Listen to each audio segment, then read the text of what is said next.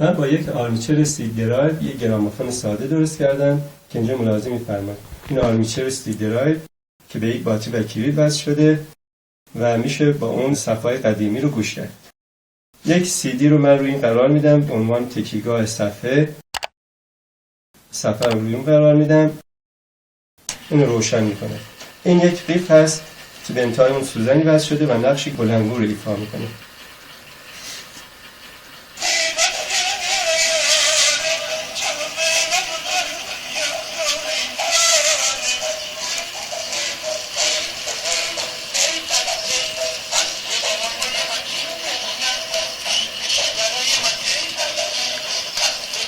این از هر قسمتی قرار دادم بر 20 صفحه از همون قسمت شروع میکنه به خوندن.